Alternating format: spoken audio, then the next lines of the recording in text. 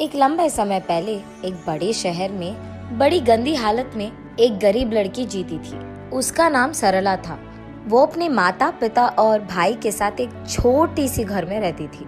उसका पिता शहर में मिल रहे छोटे मोटे काम करता था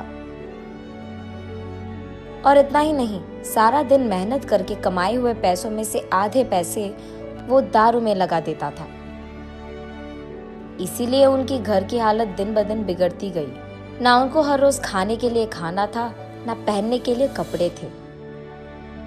सरला का भाई भी हमेशा भूख की वजह से रोते रहता था और उसकी माँ की तबीयत हमेशा खराब थी। इसीलिए सरला उसके भाई का ध्यान रखती थी। सारे घर का काम भी वही करती थी। जितना था उतने में ही खाना पकाकर अपने भाई को देती थी और अपने माँ को भी खिला देती थी। अगर कुछ बचता तो खाती थी, वरना वो भी नहीं करती। ऐसे दिन बीतते गए और उसकी माँ की हालत बिगड़ता गया। इसीलिए कम से कम 2 दिनों में एक बार भी खाना मिलना मुश्किल बन गया था। इसी कारण वो फैसला करती है कि वो भी कोई ना कोई काम करेगी और पैसे कमाएगी, ताकि उनको खाने के लिए खाना मिले और उनकी माँ के लिए दवाइयाँ भी। उसके बाद वो अपने एरिया में कुछ बच्चों से गुलाब के फूल खरीदती है और उसके बाद ट्रैफिक सिग्नल में जाकर उन्हीं फूलों को बेचने लगती है। ऐसे दिन पूरा खाए बिना सोए बिना मेहनत करके कमाए हुए कुछ पैसों से वो अपने भाई और माँ को खाना देती थी। बचे पैसों से वो जब अपनी माँ के लिए दवाइयाँ खरीदने जा रही थी, वहां उसका पिता आकर, ये सब खाने के लिए तुम लोगों को पैसे कहाँ से आए? तब सरला घबराते हुए, वो आज पूरा दिन मैं ट्रैफिक सिग्नल के पास फूल बेचकर कमाए हैं पापा। कुछ पैसे बचे हैं क्या? हाँ? कुछ बचे हैं पापा, माँ के लिए दवाइयाँ खरीदने जा रही हूँ। ठीक है, इधर दे दो, मैं जाकर लेके आऊंगा दवाइयाँ। मैं जाकर लाऊंगी ना पापा। पैसे दो इधर, दवाइयाँ लाएगी दवाइयाँ। ये कहकर उसके पास मौजूद पैसे सारे खींच लेता है।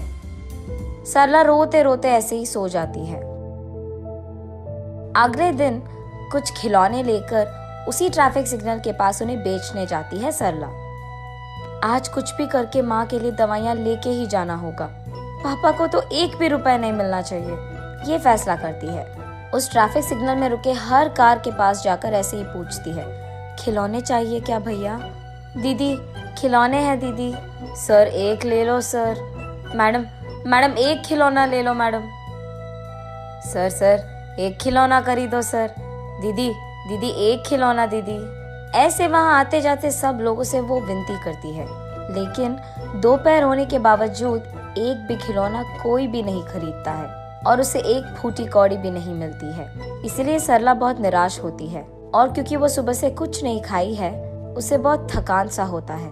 लेकिन फिर भी जैसे ही ट्रैफिक सिग्नल के पास गाड़ियां रुकते हैं, वो भागते हुए फिर से बेचने की कोशिश करती है। लेकिन इतने में वो एक कार के सामने थकान के कारण चक्कर आकर गिर जाती है। जब आंखें खोलकर देखती है तो सरला एक बड़ी सी घर में और बड़े से बेड पर सोती रहती है और वहां मौजूद 2 आदमी, मेरा नाम सुरेश है बेटी और ये मेरी बीवी है सुमति। तुम चक्कर आकर गिर गई थी, इसलिए हम तुम्हें घर ले आए, तुम फिक्र मत करो, ऐसे कहते हैं। तुम्हारी नाम क्या है बेटी? मेरा नाम सरला है, मुझे घर जाना है। तुम कहाँ रहती हो बेटी? हम यही सिग्नल के पास मौजूद बस्ती में रहते हैं। हम तुम्हें खूब पढ़ाएंगे, तुम हमारे साथ रह जाओगी क्या? नहीं, मुझे घर जाना है, मेरा भाई छोटा है और माँ का तबीयत भी खराब है। आज मैंने एक भी खिलौना नहीं बेचा है, कुछ भी करके आज माँ के लिए दवाइयाँ लेके जाना ही होगा, मैं घर चली जाऊंगी। ये कहकर वहाँ से निकलने ही लगती है कि रुको बेटी, तुम्हें जो दवाइयाँ चाहिए वो मैं खरीद दूंगा और मैं तुम्हारे घर के पास भी तुम्हें छोड़ दूंगा। ये कहकर सरला को कार में बिठाकर कुछ दवाइयाँ और खाना खरीदकर सरला को उसके घर में ड्रॉप कर देते हैं। तब उस दिन सरला जो कुछ भी हुआ उसकी माँ को बताती है। अगर वो लोग फिर से दिख गए तो मेरी तरफ से शुक्रिया अदा करो उनका। ठीक है माँ, ये कहकर वो उस दिन पेट भर खाना खाती है और खुशी से सोती है सरला।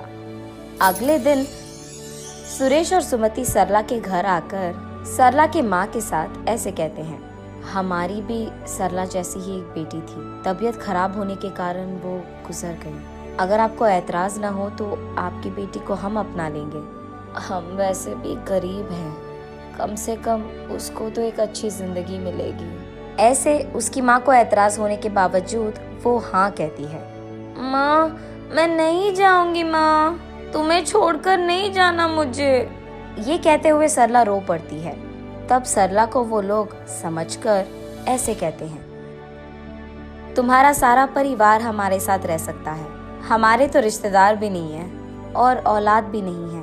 हमारे पास बहुत सारे पैसे हैं और तुम सबका देखभाल हम कर सकते हैं। सरला की माँ को ये बात मंजूर होती है। तब सुरेश और सुमति सरला के साथ उसकी सारी परिवार को उनके घर ले जाते हैं। अगले ही दिन से सरला एक बड़ी पाठशाला में पढ़ने के लिए जाती है और सरला के भाई को खेलने के लिए बहुत सारे खिलौना खरीद कर देते हैं। सरला की माँ को भी एक अच्छी अस्पताल में इलाज करवाते हैं और सरला के पिता को काम करने के लिए एक अच्छी नौकरी देते हैं। ऐसे उस गरीब लड़की सरला को सुरेश और सुमति के कारण एक अच्छा जिंदगी मिलता है और उसके साथ साथ उसके परिवार को भी